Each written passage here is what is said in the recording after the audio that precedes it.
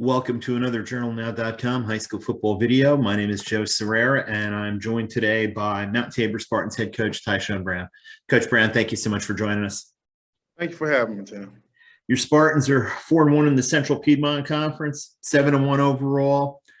What's going well for this team? What's impressed you the most about this group of Spartans? That defense is really playing well right now. We got our second shutout of the season. We probably could have had two other ones throughout the season, but we took the first team out, and I think one of the staples here at Mount Tabor is that defense.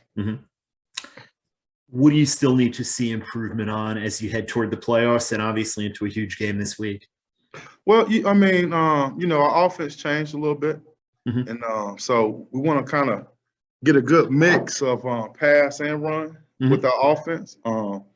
I felt like the last 2 weeks we was able to establish the run, control the clock, and play really good defense. This week, we're hoping that we can lighten that box up and hit some throws down the field. Yeah, obviously running the football is one of the core principles of Mount Tabor football, and you guys really are doing it well right now.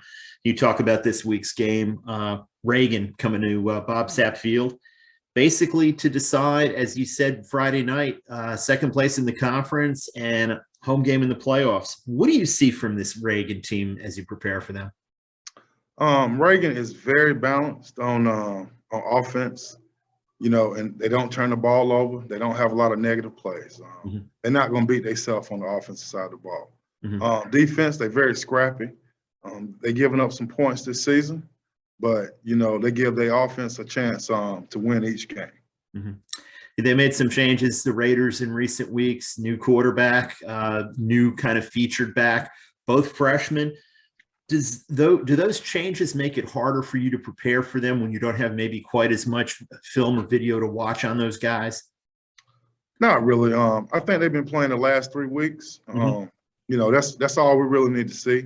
Both of them are very dynamic, especially that running back. He really makes them go. He really remind me of the running back they had last year in their senior. He can hit that hole, and if he get outside, man, he can go. That kid can really fly. I'm very impressed with him. And that quarterback, he seemed to be very accurate. Both of them got a good understanding of Reagan's offense. And they both do a good job of executing. Most football games, I'm telling you something you already know, but are one up front, and they've got a great offensive line. You've got a great offensive line. Both teams are strong up front defensively. How do you see those matchups playing out? Well, Reagan got, I would say, Division I offensive line. In terms of size, for sure. Yeah, those are some big guys up front. We got to use our speed. We got to use our speed on defense. We got to create angles on defense, shoot gaps, make it difficult on them. Just not stay right in front of them. We got to give them different looks up front also. And on their defensive line, they got the Samaj Turner kid, number 7.